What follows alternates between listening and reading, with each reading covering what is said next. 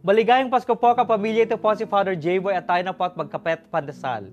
Hinihimok ni San Ignacio de Loyola sa pagninilay ng spiritual exercises na pag-isipan ng isang eksena bago pinadala ang Anghel Gabriel kay Maria. Minamasdan ng banal na santatlo ang buong daigdig.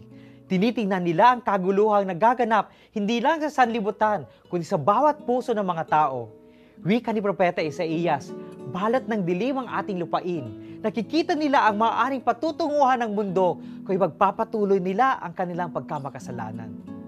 Sa kabila ng matagal na pagtitiwalang magbabago ang mga tao, nagugunitan nila na panahon na upang iligtas ang sanlibutan.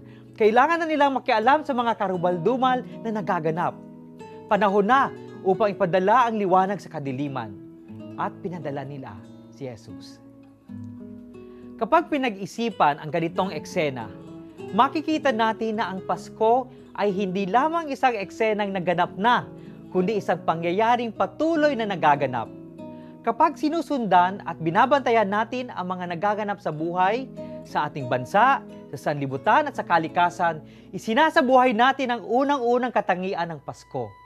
Tulad ng banal na santatlo, nakikita natin na hindi na dapat hayaang mangyari ang mga nababalitaan nating masama. Panahon na upang makialam. Tama na ang paggagahasa sa kalikasan. Ayaw na natin ng bagyo, baha at anumang sakuna na dulot ng global warming. Tama na ang pangungurakot ng gobyerno. Ayaw na natin ng pamahalang walang pagmamalasakit sa bayan. Tama na ang ating pagiging makasarili. Ayaw na nating saktan pa ang taong minamahal natin. Isang gawa ng nagmamahal ang pagmamasid. Habang nirerespeto ng magulang ang mga desisyon ng kanilang mga anak, nakikisangkot ito kung alam niya na walang kinahihinatnang mabuti ang ginagawa nila. Sa pagdiwang po ng Niños Inocentes, pagdasal natin na isalang-alang sana natin ang kinabukasan ng ating mga anak. Magandang umaga po.